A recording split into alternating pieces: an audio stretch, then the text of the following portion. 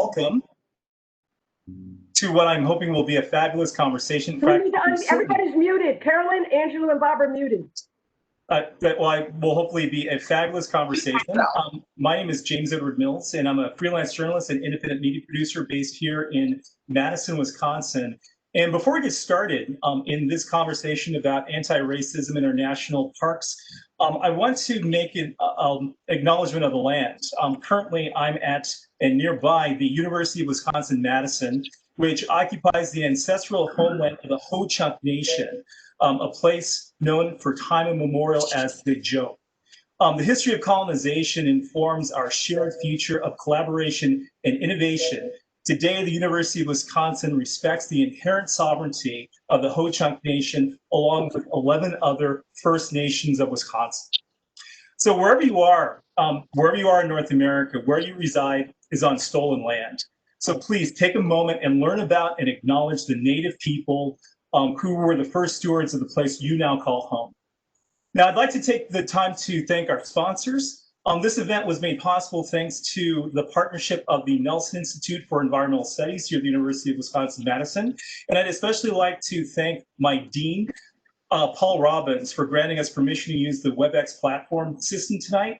And also, I really want to thank my friend and colleague, Emily Reynolds, who is the Assistant Director of Engagement and Alumni Relations, providing both technical and logistical support for tonight's discussion.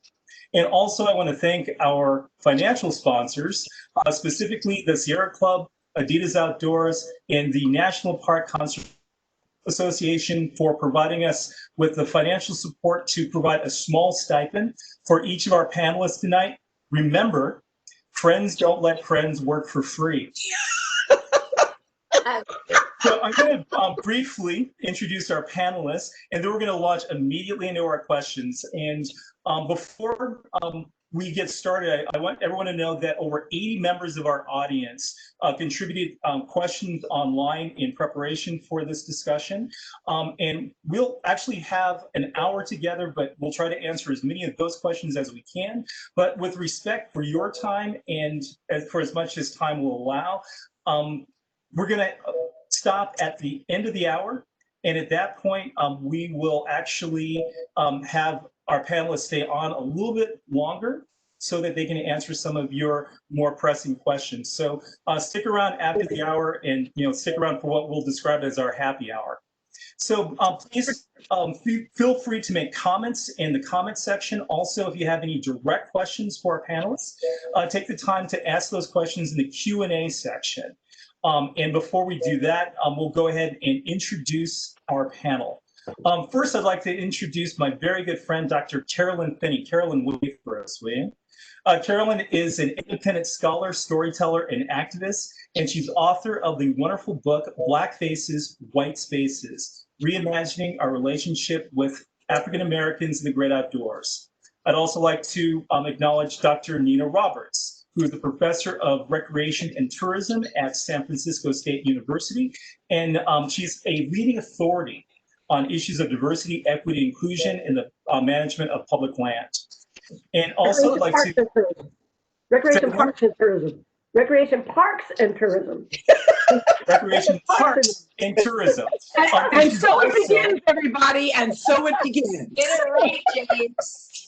And she's also a former employee of the National Park Service.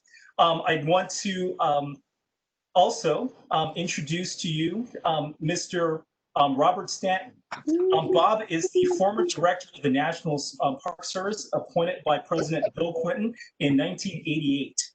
He is among the first generation of Black men to be recruited to become national park rangers in the 1960s, and the first Black superintendent of a national park since the Buffalo Soldiers era over 70 years earlier. And finally, I want to introduce to you Ms. Nicole Jackson, who is a member of the Next Generation Advisory Council for the National Parks Conservation Association, and she's the creator of Blacks in National Parks Week. At this point, if we were in front of a live audience, this is where I would ask everyone for applause. But thank you, everyone, for being here today. You didn't introduce me. You just left out. And I'm terribly sorry, because part of the problem is I'm had my eye out for Shelton, who still hasn't logged on yet. Please let me introduce to you this Angelou Ezeilo, who is the CEO and co-founder of the Greening Youth Foundation, an organization dedicated to creating internships and early career opportunities for young people of color in the field of environmental conservation. And she is also the author of the new book, Engage, Connect, Protect, Empowering Diverse Youth as Environmental Leaders. Angela, I'm terribly sorry. And Shelton Johnson is appearing in the lower portion of the screen, and so I'm going to introduce him. Shelton Johnson is a career veteran of the National Park Service stationed in Yosemite National Park in California, where he is a resident expert on the story of the Buffalo Soldiers, Black men who, at the turn of the last century, defined the standards for duty of our modern national park rangers, and he's also the author of the novel Gloryland. So now, we'll introduce our panel. Everyone, so good to see you all. And the wild thing is that we've known each other in one capacity or another for over a decade, and I can't tell you how happy I am to see each and every one of you. And I'm going to start by introducing again Nicole, who is the creator of the panel that we are here to witness tonight, and also Black in National Parks Week.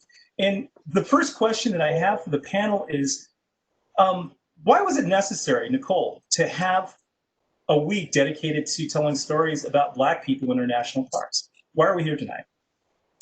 Yeah, so thanks for having me. It's good to see everybody again. I am Nicole Jackson, creator of Black National Parks Week. This is literally something I thought of right after, or it was kind of before, but kind of spearheaded from Black Burgers Week, which took place early June. So being a part of that really opened my eyes to community building and just the vision of Black people coming together to celebrate outdoor recreation with joy, unapologetically, and just sharing those stories and narratives of what it means to them to have those experiences. So for me, being a part of the Next Generation Advisory Council of National Parks Conservation Association fed into the creation of this week, just because my good friend Audrey Peterman recommended that I apply. So when that happened, I was actually really hesitant. I wasn't going to apply at all, just because I didn't feel like I had enough background or expertise in policy as it related to the environment. But I dumped that thinking and was just like, just go for it, see where it takes you. Ended up applying, got selected, and realized that there were a few other friends that I knew that were part of the cohort. So that made me feel better and just feeling more comfortable. But as I went through the cohort and moving forward with just having conversations with the MPCA staff and trying to figure out what my role was in being a part of the cohort, a lot of things came to mind, questions that I always asked, but never really answered or felt like I could do anything about right away.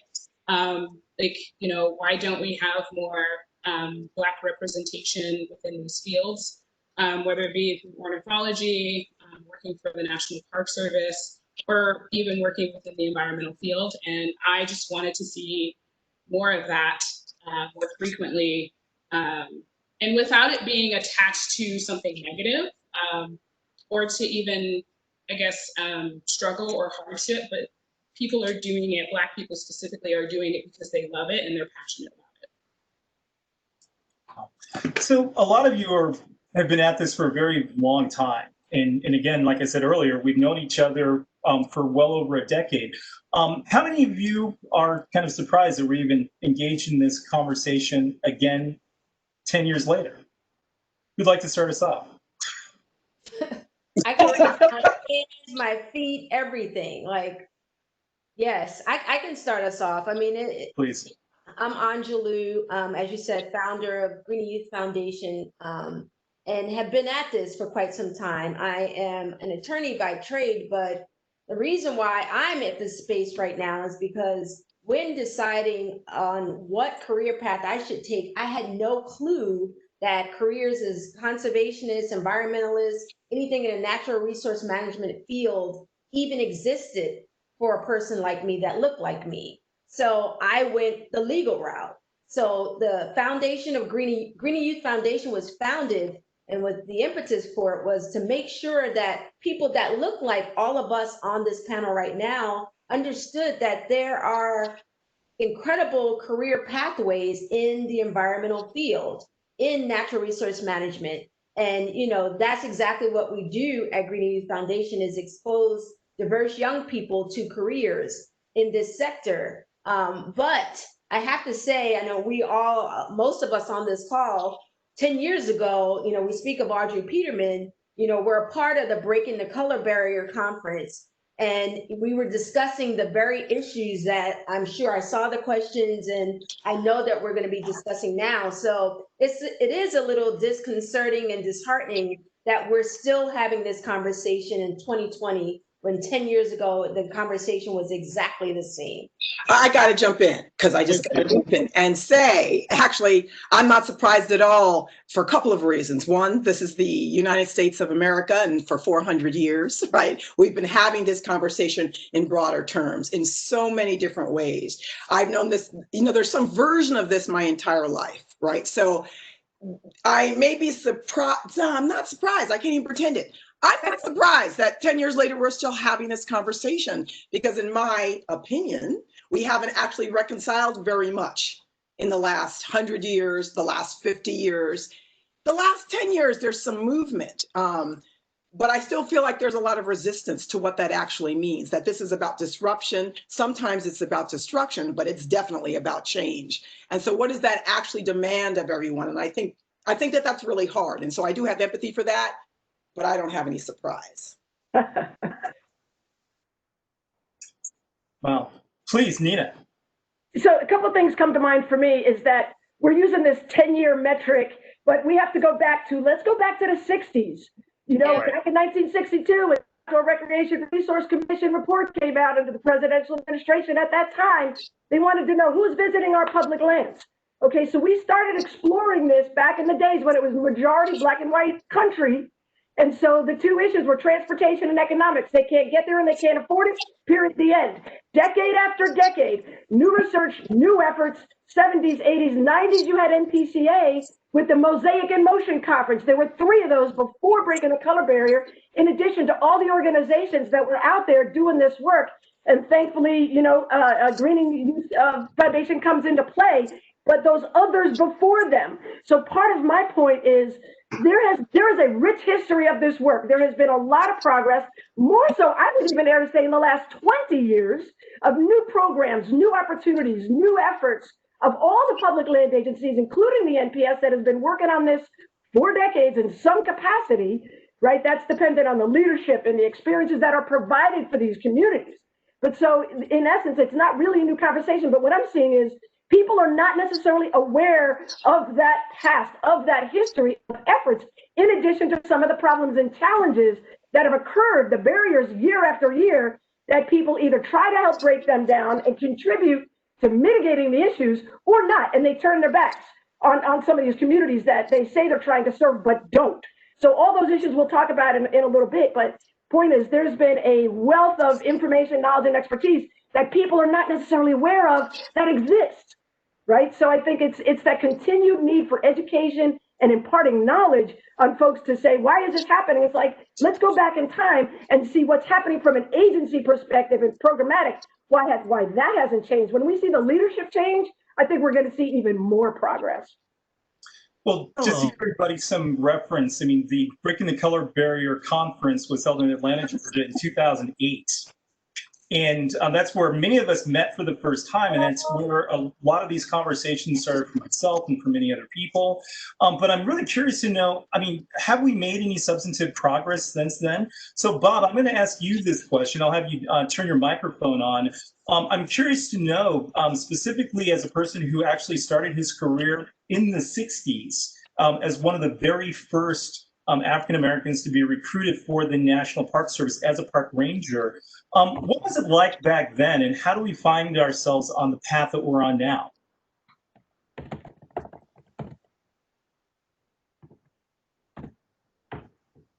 Emily can help him.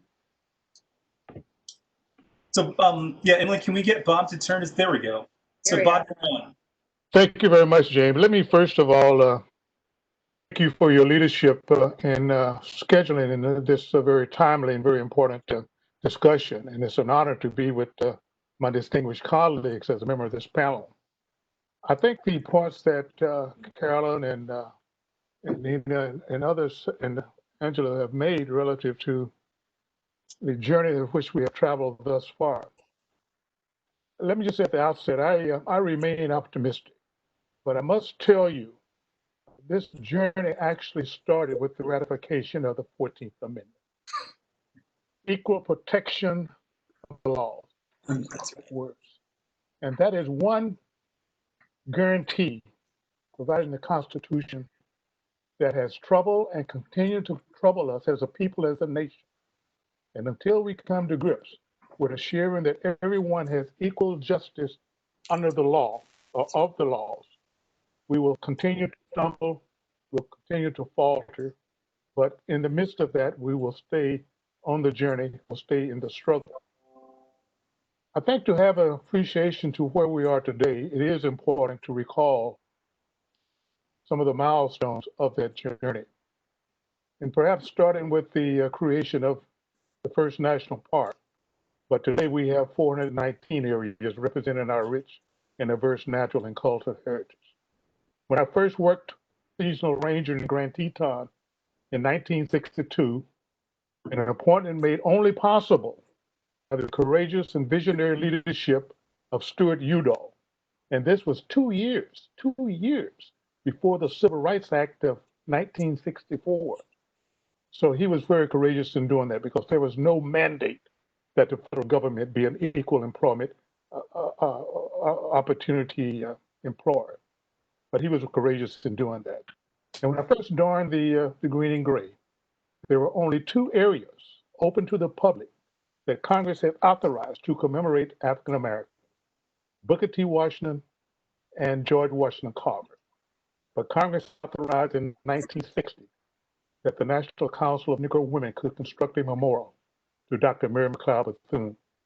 But I also say that Mr. Douglas and I met the National Park Service in the same year, in that I joined the Green and Gray in June of 1962, President Kennedy on September 5, signed a bill into public law authorizing the home of Frederick Douglass as a unit of the National Park System.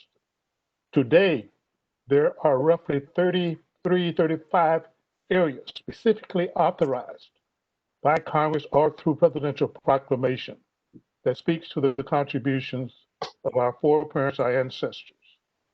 And that gives me hope that we as a people are beginning to recognize the contributions that African Americans have made. And coupled with that is a responsibility to assure that there is those individuals whose legacy we preserve, that their contemporaries are reflected in the workforce, in the partnerships, among the contractors, among our concessioners. So what I'm saying in essence, I have seen our ups and downs, I've seen our progress. But young ladies, young men, don't become discouraged, because I will tell you from being associated with the national parks for some 58 years, that you will continue to have to battle for the kind of representation that we not only want to have within the workforce or within the visitors, but also within the units of the National Park System. And I would just encourage you to stay on that journey and stay in that struggle. Hey, Director Stanton, thank you very much. Shelton, you and I had a conversation earlier this morning talking about the enduring history of people of color and their place in the National Park System. Tell me a little bit about what your thoughts were with regard to the 14th Amendment and the legislative amendments that happened after that, that opened up the way to, introducing us to the historic legacy of our national park system. Well, one thing that's important to keep in mind, it did not actually end slavery, it just changed it. You were an American and you were fleeing the South after emancipation, the January 1st, 1863, and you stopped in a southern town in a park and you stopped to rest because after walking that distance, you were tired walking that distance, you could be picked up, arrested for vagrancy, or be put back in gang for the rest of your life. So these black codes were put into place subsequent to the Civil War, and that's what we had to contend with timing of the laws that had been in our favor since emancipation on January 1st to January 23. Same holds true with the 14th Amendment. 14th Amendment basically was an undercutting of our citizenship. And if you were African American and you thought you were a citizen and you stopped at a hotel fleeing north on the Great Migration, you could be denied a room in a hotel. You could be denied a place to sit and eat. And the 15th Amendment granted us the right to vote. You went to a polling place to vote, to exercise that right. You had to pass a literacy test. And the literacy test was intentionally designed for you to, how do you pass an examination whose intent is failure? So say you did pass that test, then you had to have the money to pay the poll tax. And if you were a sharecropper subsequent to emancipation, you didn't have the money to pay that poll tax. And then if you did have the money to pay the poll tax and you had the mental wherewithal, the faculty to actually pass that examination, you had to deal with outright intimidation at the polling place. So that's what Martin Luther King Jr. was talking about in 1963. 100 years later, after 1863, with the Emancipation Proclamation, that's why he mentioned the promissory note that they were there to collect. That was the whole idea of that. There was a 100-year delay in doing the right thing. So history is big. Our history, to some degree, has been prolonged. It has been delayed. And now it's a time to recognize that we're still on that path. We haven't got to the mountaintop yet. We're still there, but we're moving forward. And that's the key thing. And that's what I've learned from studying American history, and in particular history. And I'm saying all this as a preamble to the Buffalo Soldiers who served in Yosemite and Sequoia National Park.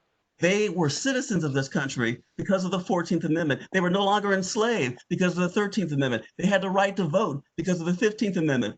But growing up in the Jim Crow South, they were completely cognizant that as a son of Alabama, a son of Mississippi, a son of Georgia, a son of Louisiana, those rights were on paper, but they were not in the hearts of most European Americans. So they were fighting for freedom, and that fight has been going on ever since the Revolutionary War. So it's the recognition of that history that was known to these soldiers who were serving in Yosemite and Sequoia over 100 years ago, that they weren't just fighting for themselves, they were fighting for their own people, they were fighting for freedom, and they were claiming that inheritance as being a citizen of this country. Shelton, thank you. Carolyn, I would love it if you could pick up on that thread, to tell us a little bit about what the legacy of the past of slavery, but also our relationship with the land. How is it that we find ourselves as an emancipated people, but still not able to have positive relationships with our access to natural areas and green space? Well, James, first I want to say it's not, I know you didn't mean this, but I'm going to say it's not that we don't have positive relationships, right? That we're not waiting for somebody to give us those relationships. Part of what I hear everybody saying is that there's structures, policy, legislation, and history in place. And the national parks, like any other space in this country, does not exist in a vacuum. And so the whole issue around public lands does not exist in a vacuum. So we can have, as Shelton was saying, as Director Stanton was saying, as Nina was saying, we can have this conversation, very particularly looking at race and issues of diversity and public lands. But for me, the larger question is, like you said it, James, all this land was stolen. Right? We're not the only ones that struggled and continue to struggle to have appropriate representation that we name, not that we wait for somebody else to name for us, right? And what does that mean actually to do it collectively? So for me, oh my God, I don't know, what do you want me to talk about? The Homestead Act, which I talk about all the time, the idea that in 1862, for the most part, European Americans were given the right to run out and put their stake down on 160 acres of land. And if they could build a structure, farm, and stay there for 5 years, that land was theirs free and clear. And they had legacy and economic and political power, and they had the right to claim that they belong. And from the beginning, that wasn't the same for Black people. It wasn't the same for brown people, and it wasn't the same for Native people. So it's not about making anybody bad or good, but to understand, even to understand what it means to be able to claim your right to be there. If we jump ahead to Christian Cooper in Central Park, right, and having his skin weaponized against him, for me, there's a clear connection between the two. Who gets to say, it's okay for me to be here? let alone work there, let alone decide what stories get told and what stories don't get told. It's a tangled web of, what do I want to say? It's a tangled web of, on It's a good tangled web. days. What were you going to say? It's a tangled web. Thank you. Thank you, Shelton. American- And we're done. Yes. Yeah, and I think it's that tangled web of history that gets us to where we are today. Along that web is a thread that connects directly to the institution of slavery all the way to Christian Cooper, all the way to Ahmaud Arbery, to George Floyd. I mean, these are all the things that we're really talking about when we're establishing our relationship with our place in the world. And I'd like to just open up the conversation to get a better idea as to, what our roles are both as activists and as educators. How can we help to do a better job of telling the stories that puts people of color, Black people in particular, into the context of the land that we now occupy? Shelton. I think the first thing that we all have to do, regardless of our ethnic background, regardless of our gender, regardless of our political affiliation, is to recognize simply that all of us are born with a filter. Just like these glasses I have in my face, they have a certain prescription, and that prescription allows me to see the world more clearly. But we also can be born with lenses that actually discolor the world, that actually distort the world. And that's what implicit bias, that's what inherent bias is all about. But to have that internal conversation and to recognize that you are looking at the world through a biased lens of some kind is literally the road to truth. It's the road to clarity. It's the road to understanding. But everyone goes on that road and steps onto that road. And so the result is that people think they're seeing clearly when actually there's a distorted vision that's in front of them. And so I think the first thing, the first struggle that we all have to do is that internal struggle of finding out what is it within that this me is allowing another human being fully that's right there in front of me. How have we all been trained and taught before we've attained that adult faculty to take out, filter out that information that we know as adults is false? When you're a child and you grow up in a racist household, you are more than likely to become racist yourself because you don't have that adult faculty to literally get rid of that baggage, to get rid of that garbage. You accept it, especially if it's coming from your parents, who are the people that you implicitly believe in, word after word after word. So it's acknowledging that we all have been shaped before we have that adult faculty to say, is this real? Is this right? Is this honest? Is this true? So that's something that we all have to start out with, that foundation. And can I trouble that a little bit too? Angelou in particular, I think that a lot of the work that you're doing right now with young people is helping to put. I'm sorry? What? Sorry about that. There's a delay. There was indeed a delay. I'm sorry about that. Angelou, I'm especially interested in your perspective on your work with young people. The Green Youth Foundation does a fabulous job of connecting young people with early career opportunities in the environmental field. What is your organization doing specifically to help to perhaps pass this filter of the perceived world relative to what they want to do as adults as part of the environmental movement?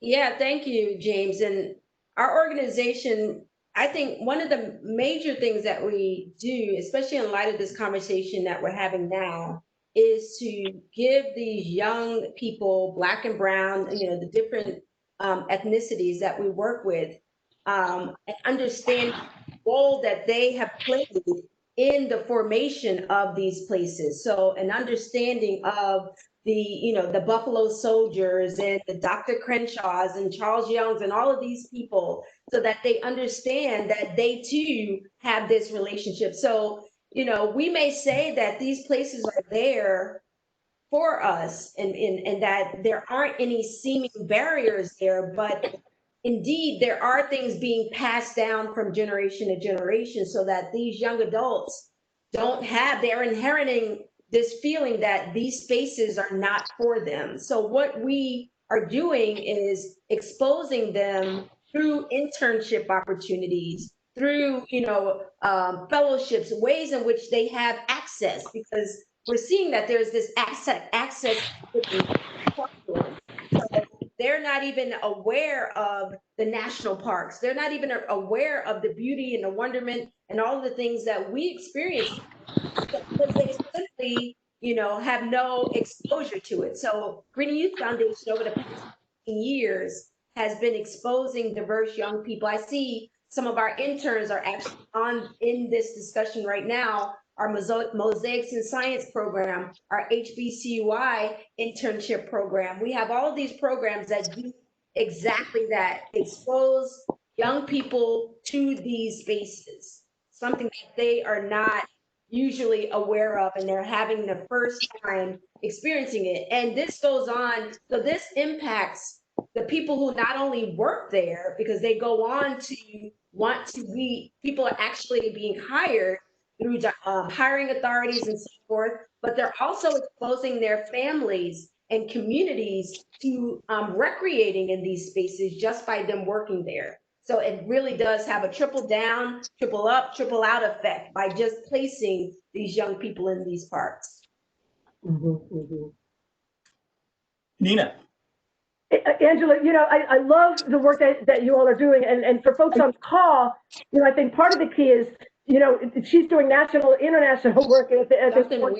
But look at some of the other programs maybe in your area that can also support and expose the young people to these kinds of opportunities. And that's some of the progress we've seen.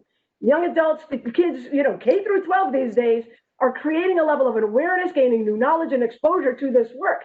And especially as it comes to the SCA, National Hispanic Environmental Council, the list goes on. Go back to the conservation corps that served Black and brown kids back in the 70s and 80s that are still doing that work, right? So these programs are continuing to see some real progress. The Green and Youth Foundation is definitely in the forefront of some of that work. But one of the things too that I want to add on to what Shelton had mentioned around that parks connection and how management and what can I do as a leader. Part of it too is that, race is one part of the equation, and we know that, right? So it's also about gender. I mean, women outdoors and nature has a long history experiencing the outdoors different than men in some capacities, right? So it's sexuality and ability. So generally, the racial dynamics are too powerful to ignore, right? As part of the equation, we cannot leave our racial identity at the door or at the entrance gate to the park. But my experience may revolve around the fact that I'm a woman of color, and a lesbian. People say that, oh my God, you have 3 strikes against you. And I'm like, no, I'm a triple threat, right? So how do we as individuals, when we're visiting these parks and when we're connecting with managers and supporting them to do this work better, that's what it's about. It's what lens are we viewing this through, but how are we filtering the new information that we receive and understanding there is an intersection to people's experiences when they come through the gates of these parks. Absolutely. I mean, and the whole notion of the triple threat basically means that we all come to this from different perspectives. And every one of us brings with us our history, our own understanding of the past. But I think what we really need to do is put this into contemporary context. And I'd like to ask Nicole, especially as the youngest person on the panel, where does your interest in the outdoors come from? And what do you see as your vehicle to becoming engaged in outdoor recreation and environmental conservation, not just as a personal passion, but perhaps as a career? Yeah, so my actual career has been for the past 10 years an environmental educator. And that came to be from just trial and error. Growing up in inner city Cleveland, I have a huge family, so I have 7 sisters and 3 brothers. My mom is 51, and last time I counted, have 17 nieces and nephews. So I was the first one in my family to go to college. That was already a heavy burden of teaching my mom about college while learning, how to adjust, how to fit into a space with a lot of strangers, but also trying to figure out my path and what I wanted to do with my life. And that actually didn't have a lot to do with education. It was just more of wanting to set my own path for myself and not necessarily be connected to having a big family, because that was most of my life. Nicole, this big family, she has all these siblings, the Jackson family. Like, that's just how we were known. And I just wanted to have my own identity. So initially going to college, it was literally to just have my own space and my own freedom. And then it progressed. but it really started in foster care for me. That was nature was my therapy. I was abused when I was in foster care. So for me, any time outside, any time in nature was a highlight of my life, because it took me away from the struggle of having to figure out why I was being abused in the first place. But also it opened me up to this world of nature. Like, what does that even mean? Like, okay, you have these, trees and fresh air, and what do you do with that when you're going through a traumatic situation? So it started as therapy for me, and then it progressed into education. Once I was able to heal from my trauma, I still am, but for the most part, to be able to pick myself up and move forward, I wanted to share that experiences, those awesome nature moments that I was having with other people, and then that transformed into environmental education. So for me, it was, I always think of the Maslow's needs of, what were the things that I needed in that moment to survive, and then it progressed into educating myself, educating others, inspiring others, motivating others to do for themselves when they feel like they couldn't. So for me, it was literally therapy and wanting to spread that along with the education. Like, it's still there. It still can be used as therapy. It still can be used as a form of healing. And being in those spaces really gave me strength to push myself to learn more about those spaces and the institutions, and to question things, and to, put myself out there in a way that I thought I never could. So when I started to do more of that, then I realized, okay, this is so much more layered than I expected. And having to constantly take a step back and ask myself, again, what I needed, but also what I could give to others. So that just transformed into, okay, I'm learning this. How can I pass that on to the next person? I'm learning this. How can I pass that on to the next person? And then other people started sharing their stories with me. So I felt like I was nobody. Like, I couldn't, say something and like really impact someone. It was just, I felt like I went through something really harsh and disturbing and stressful and anxiety inducing, but at the same time, hearing other people tell me, hey, I went through the same thing, thanks for sharing your story. I was able to go, to a park and heal, or spend more time with my family in these spaces in order to understand them better and to build our relationship better. Really put things into perspective for me, that I am an inspiration, but I also, I was having a hard time with figuring out who I was. And at that moment, I think when I was younger, I always tell myself now more so than ever, I am who I was supposed to be. It was only because I went through that situation that hindered me in moving forward and creating a path for myself. So once I broke away from that, it was easier for me to just go out there and explore and soak up as much as I could, and also share that with people that were younger than me, people that were older than me, even family members have really been inspired by the stuff that I've been doing, but also taking it upon themselves to push themselves in a different way and to be vulnerable in those spaces. And I think that's one of the things that we hope for all of us, to be able to be successfully vulnerable in wilderness areas. But unfortunately, society doesn't always let us do that. We aren't given the opportunity to heal from the trauma of the past. In point of the conversation about anti-racism, I think that a big part of doing that from a interpretation standpoint, from a public land management standpoint, part of what we do as stewards of the environment is give people the opportunity to be who they are on the land. So then the question is, how do we inspire empathy from park managers, from interpreters, from visitors to give people the freedom to be themselves on the land in any way that they want to. I mean, that's the big question, I think, for this conversation tonight is how do we go about creating space where everyone can indeed feel welcome and safe enough to be vulnerable? How do we do that? Carolyn. I can't unmute. Yeah, there we go. Just a second. James, that's a great question. Nicole, thank you for sharing your story. I didn't know your whole story, and that was great. Thank you for that gift. How do we have empathy? So it was something I think Shelton was saying earlier. I sort of lost the order here, but I was thinking, I want to go back to the bias question to connect to your answer, because for me, I think about bias as neither good nor bad. I think it's a perspective based on an experience that you're having. And yes, I agree with everything Shelton was saying about how we have to think about how that impacts others and often limits our view.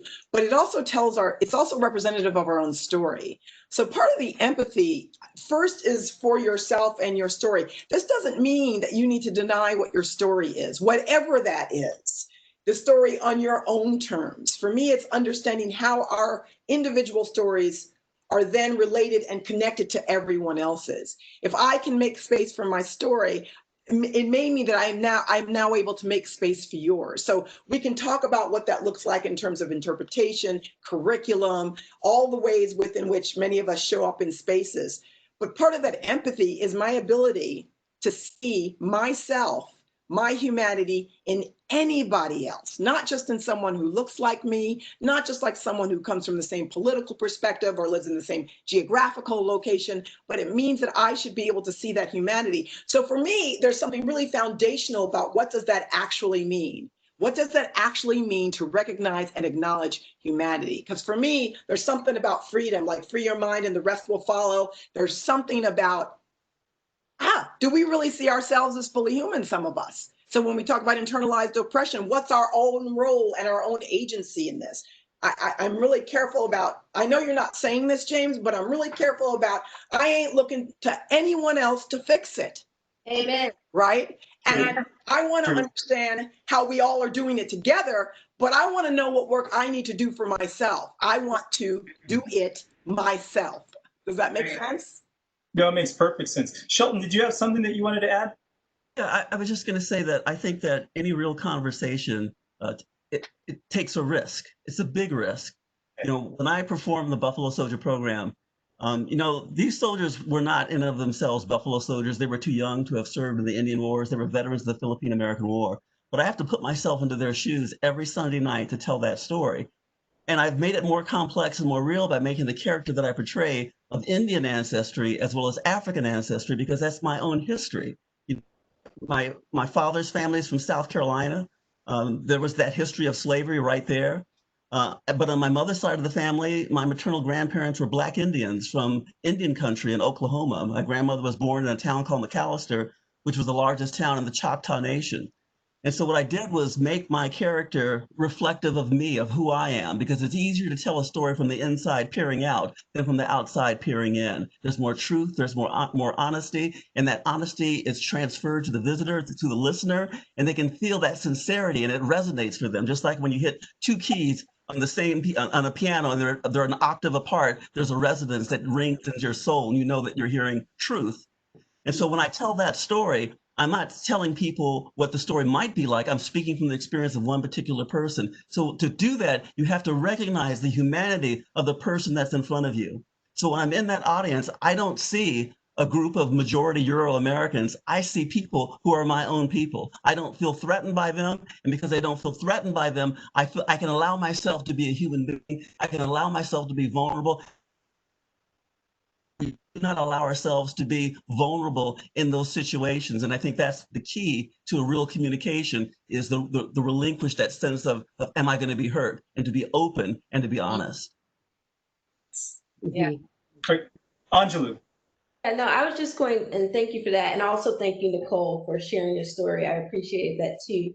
But I think that in order for us to talk about empathy, we have to address culture, you know, and the culture that exists with these parks. and the need to broaden the story and include others in this story, or what this prototype is when we think of who should be recreating in these different parks. So, as kind of like what Shelton was saying, the beauty now is that we are seeing different groups of people, LGBTQ communities, special needs communities. There is no longer this one type of people, or that looks a certain way that can enjoy these public lands, and by them being more inclusive, then those that are there, whether they work there or they traditionally recreate there,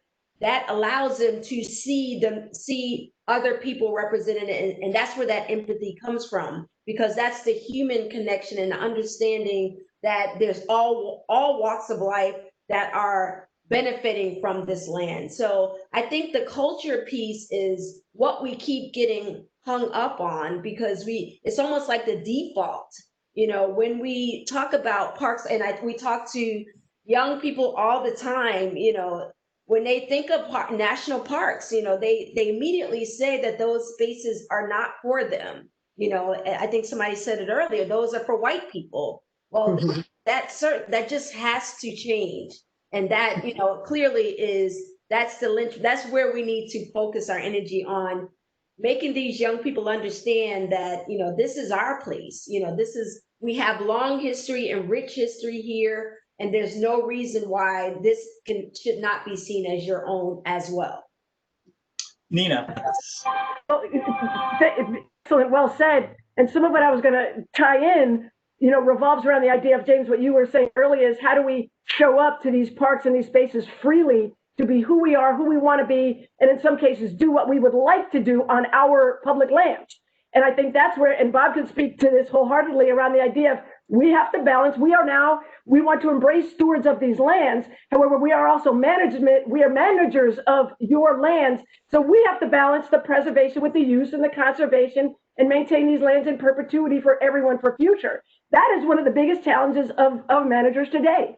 And so you get into the idea of patterns and preferences, and what do people want to do? Well, I'm sorry, you can't play soccer on the tundra in Rocky Mountain National Park, right? So understanding and educating users about this idea of what we call appropriate uses, but then the question becomes, who are the decision makers and why, based on what science considers the use of certain lands or certain areas of a park appropriate or not, based on who and why. That's what sometimes the public doesn't necessarily know. And therefore, then what happens is, when we want to do these things and show up freely, we feel like we hit a brick wall, or that the institutional barriers start to surface, and then we tend to blame and shame why we therefore can't do what we want to do.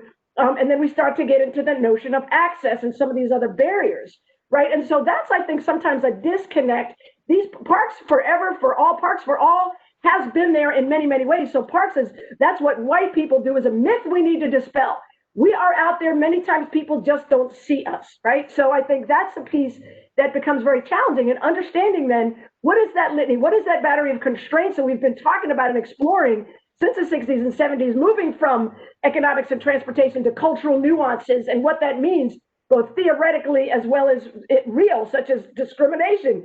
That's a theory, but it's real and perceived, right? So how do we understand? And over time, access is a huge, huge conversation, and it means something different to everyone we speak with. So we have to understand all the nuances around access, and then each park manager, partner that you work with to engage these communities you want to serve, communities of interest. What is it about that?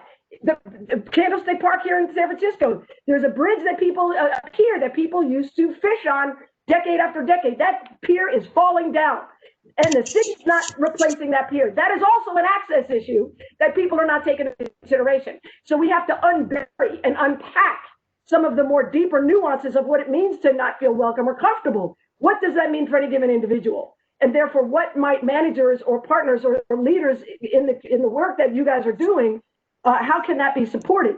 And often it's fear and safety, socialization as a child that we've talked about. But the lack of information and lack of knowledge is something that is rising to the top. There's no number one constraint, but those are things that are surfacing more and more as far as involving and engaging people across different cultures. Nicole, did you have something you want to add? Yeah, I was just going to say, essentially, that's another major reason, that I created this Black in National Parks Week, is to help people educate themselves. And it's, I want to celebrate Black people and their contributions, but there's so much information, like Nina was saying, that is not known, that we don't, have at our fingertips. And there's a reason for that. And I feel like there's opportunities now more than ever to go back. And I wanted to also say that it's not just the present, we need to connect to the past, present, and the future, and bring the generations together to continue researching and educating ourselves, so we have a better understanding of how these systems work. Because these are the systems that have been put in place, and we haven't even scratched the surface, I feel. So Well said. Well said indeed. Well, one of the things that has really come out in this overall conversation is, especially people who are in the business as park rangers or park managers, they want some prescriptions. How do we help them? There are people out there who are working in parks who are trying to figure out how they're going to make their parks, their recreation areas more diverse. Okay, first of all, what does that mean? And what can they do on a daily basis to help make that happen? Anyone? Oh, yeah. Carolyn.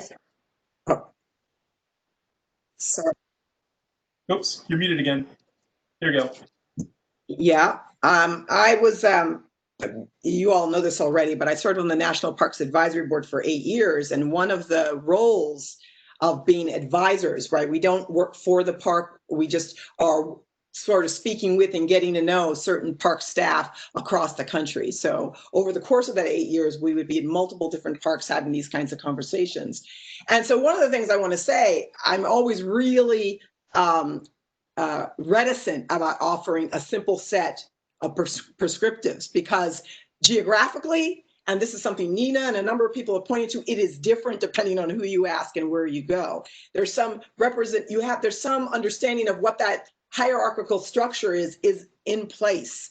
So you may have, I just have to say it this way, and I don't mean any insult by this, but because of the structure, you may have a superintendent who's really down with the issue and has some good idea and experience with how to actually, execute that issue. But you may have members of a staff that think, well, this is not what I got hired to do, because this is about wildlife, and I'm really focused here on wildlife, and that's what I'm trained to do. So, and you're not paying me extra for that.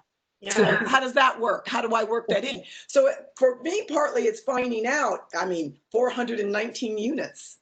That's 419 different ways of thinking about how we might come up with a set of prescriptives for dealing with diversity. And I think actually that's why the work is so hard, because that's actually what the work demands. Okay, hello? Shelton. Yeah, the National Park Service is a hierarchical structure. So within that hierarchical structure, as an employee, your response is, if your supervisor or a supervisor of your supervisor asks you to do something, and if you don't feel that you have tools to deal with that situation, then that's when the dialogue begins with you and that manager. But it is a hierarchical organization, which means you do have control, because you can accept, you can say, no, I can't do this, or you can just say, I need help doing this. And we have to keep in mind that to a great degree, the national parks are a mirror to America. They reflect us at our best and also at our worst.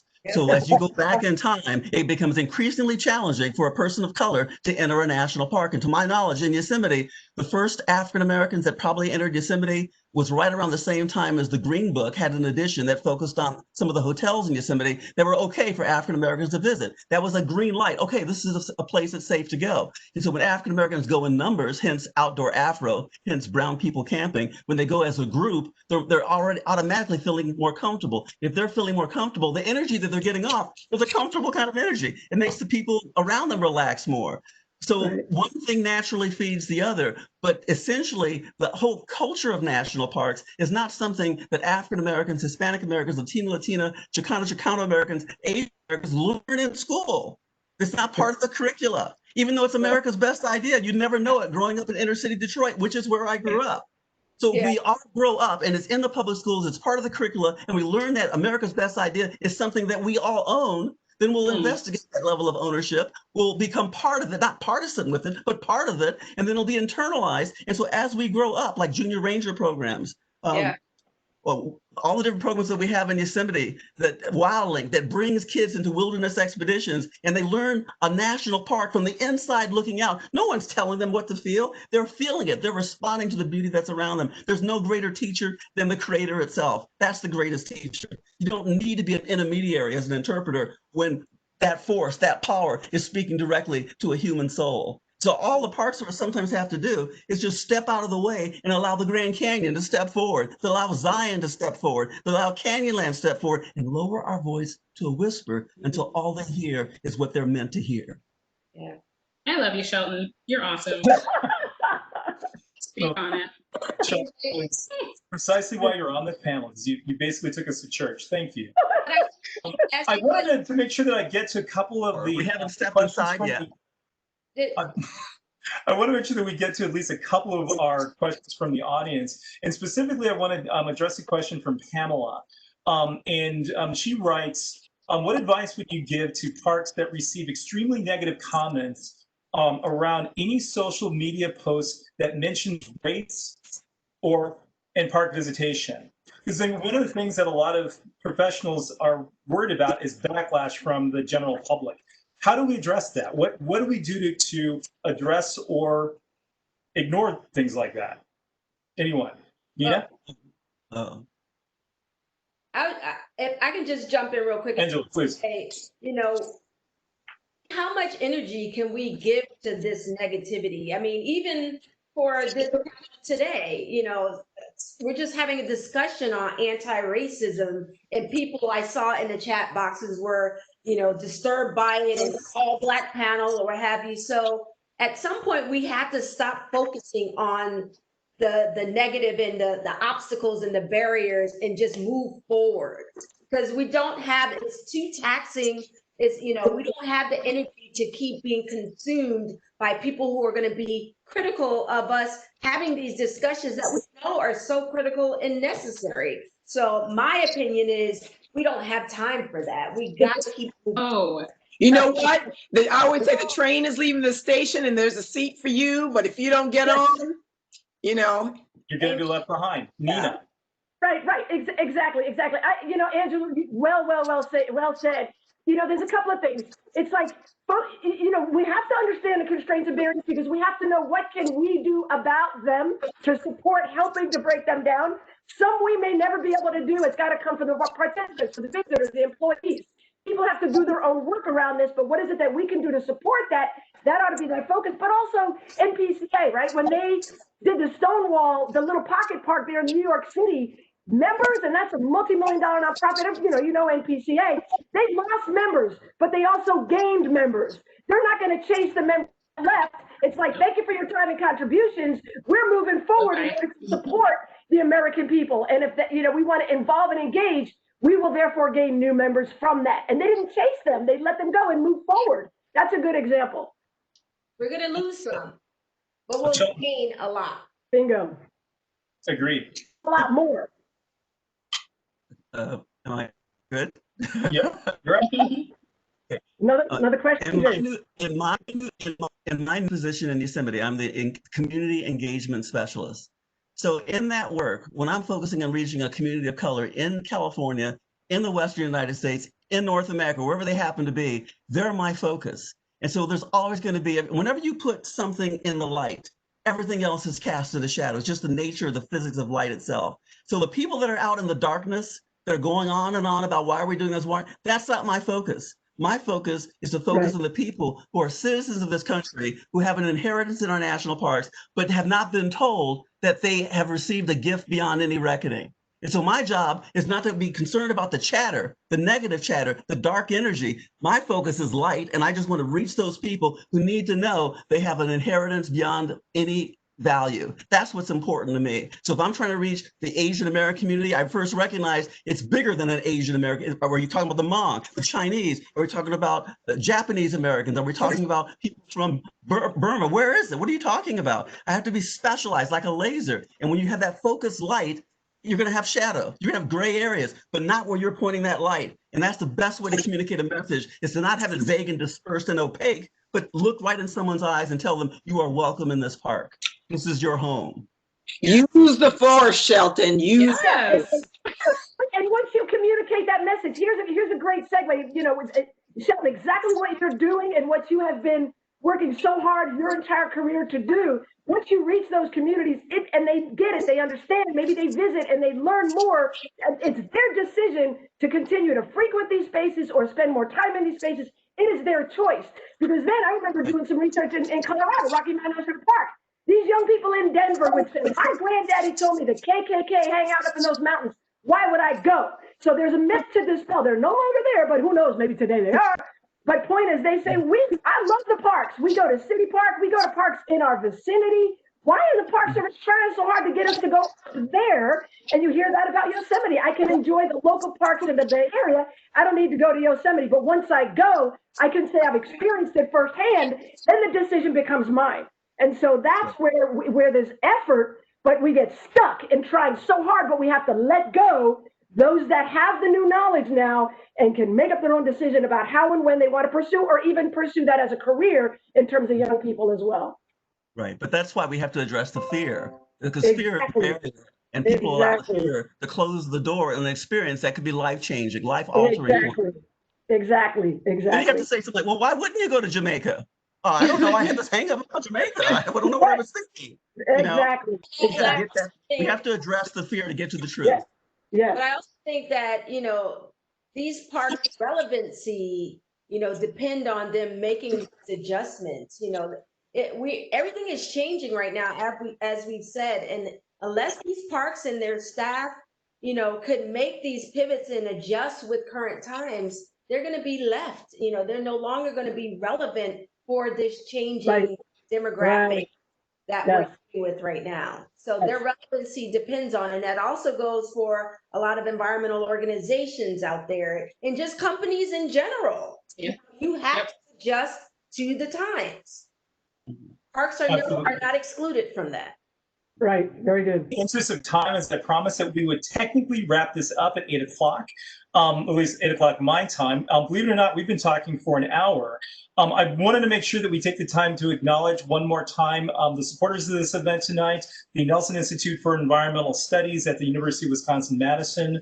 Also, our sponsors, the Sierra Club, Adidas Outdoors, and the National Conservation Association. And everyone who has questions that weren't answered this evening, I implore you, please reach out to me personally at the Jointship Project, and I will happily convey your questions directly to our panelists. We're technically done for the evening. However, our panelists have agreed to stick around for another 15 minutes or so, maybe 20. I invite everyone to stay on the line, and we'll continue the conversation. I just want to make sure that we close out in a good fashion. Who has something that they would like to share, not necessarily in parting, but in reference to everything that we were talking about just a moment ago?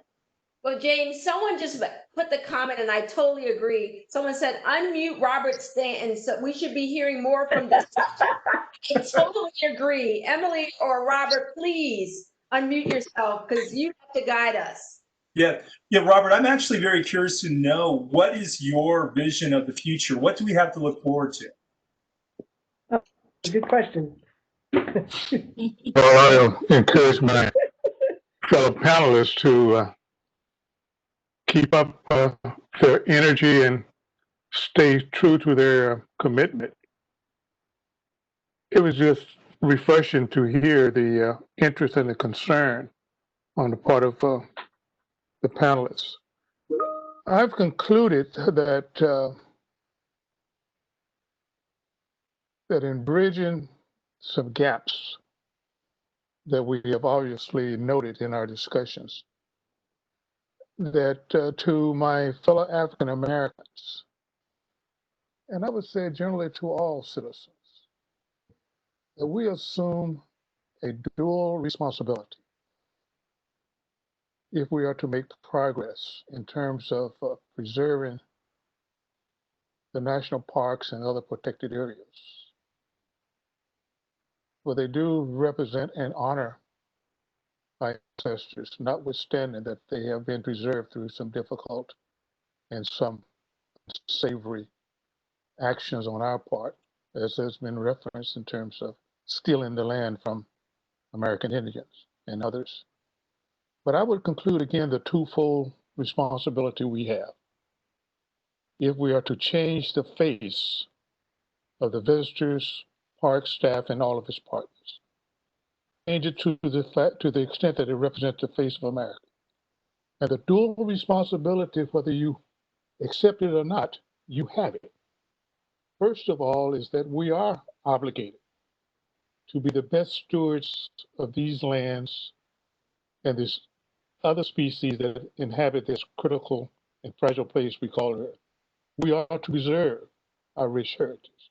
But equally, we have a responsibility to stay in the struggle for freedom, justice, equity, and dignity for all. You just cannot go into a park and enjoy it as an employee of visitors and say, I am contributing to the protection of the wolves in the Yellowstone ecosystem, of the grizzly bears at the Denali, of the beautiful trees in Shelton's backyard that towers to the skies. But in recognizing and appreciating those tremendous natural values, what are we doing to contribute to justice, equity, and dignity for all? What I found so interesting is that sometimes we don't take enough time to know about ourselves, to know about the history of our country, know about the richness of the diversity of over 300 million citizens. And I would show a little partiality to the preservation of the African American experience as represented in the park system. For we should draw encouragement, we should draw strength from the struggles of the men and women who fought in all the wars of this country, to the men who were members of the Civilian Conservation Corps, but were denied employment opportunities to protect these lands. We owe so much to them, and we would discredit their contribution, we would discredit their struggles if we did not honor those. And lastly, if you were to look at the richness of the natural resources and how the various biotic communities survive, they teach us the lessons about the interrelationship between the various species, our dependence on clean water, clean air, clean soil. There's lessons to be learned. But to take a look at our human history, our ancestors taught us great lessons. The question is, are we willing to learn and be guided according? I know that some of the listening audience will know that I cannot appear before anyone without referencing my all-time hero, because his wisdom is for all time. And he taught us in 1857 that I will give you a word on the philosophy of social reform. Those who profess freedom and deprecate agitation want crops without plowing up the ground. Where there's no struggle, there's no progress. My friends, we got to stay in the struggle. Fast forward, in his letter in 1963 from a Birmingham jail, Dr. King reiterated what Mr. Douglas told us in 1857. We will have to repent in this generation, not for the evil things said or done by the bad people, but rather for the appalling silence of the good people. So, friend, in essence, when we talk about improving the profile of African Americans in this noble journey of resource preservation, park use, and what have you, it will not come easy. It will not come easy. You can't be silent and say this is going to happen because we think some good people are going to make it happen. You got to agitate. You got to agitate. In the word of Congressman John Lewis, and occasionally you have to make good trouble. So I appreciate the courage of Nicole and you, ladies and gentlemen. Agitate for some changes. The change is not going to come easy. People will walk all over you. Oh, I'm so ready to agitate. And stand up for the rights of others.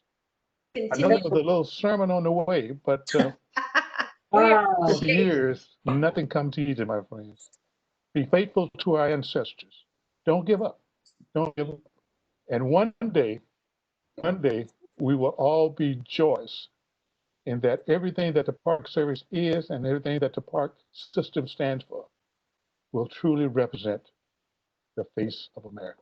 We're not there yet, but I sense from you, ladies and gentlemen, it will one day be true. Thank you very much. Great, thank you. Oh. Wow, I'm done. I know, if I had a mic, I'd drop it right now. Oh.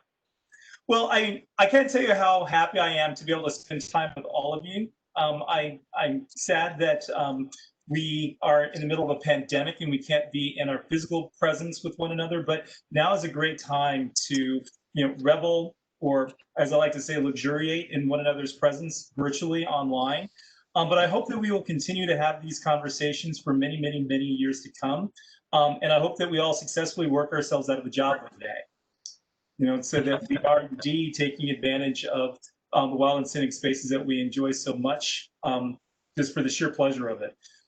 Does anybody have any parting final words that they'd like to share before we sign off and go into the green room and chat amongst ourselves and close it out to the national audience? Anyone?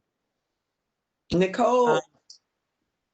I just want to say, actually, Nicole, we have you to thank for this, so we'll let you have the final word. Oh, thank you. I just want to thank everybody. I was literally I'm still holding back tears, just thanking all of you, and I'm grateful, so very grateful to be part of this panel and this conversation, and being able to think forward the next few days of Black and National Parks Week. I'm doing a women's nature retreat this weekend, so I will take a lot of what you said with me and continue those conversations. But to really help motivate the young generation and really help them, I want to continue to help them get out there and explore and learn more about themselves through these opportunities, and really engage with your communities to find out what you can do for yourself, what you can do for your community, what you can do for this nation to be better, to do better. And tomorrow is our day 3, so it's Untold Stories is our hashtag, so hopefully you can participate tomorrow as well as the rest of the week. And Thursday, we're actually going to have our speaker, Stephen S. Walker, who's part of the Artist in Residency program for the National Park Service. So we'll get to talk to him about his experience being an artist and visiting these parks and painting landscapes. So I'm really excited for that conversation on Instagram. So thank you all. And one last thing, as a last-minute addition to the program for Black in National Parks Week, I managed to arrange a free screening of the film featuring National Park Ranger Betty Reed Soskins and her film, No Time to Waste. If you go to thejoychaproject.com, there is a link where you can get a free password and email address where you can see that movie through the end of the week. So join us for a conversation regarding that on Wednesday. With that, I'm going to sign us off. Emily, take us into the green room. Ladies and gentlemen, thank you so much for spending time with us this evening, and enjoy the rest of Black and National Parks Week. Thank you very much. Good night. We're all grateful to you, James. Thank you again. And It's thank my pleasure. Yeah. Thank you.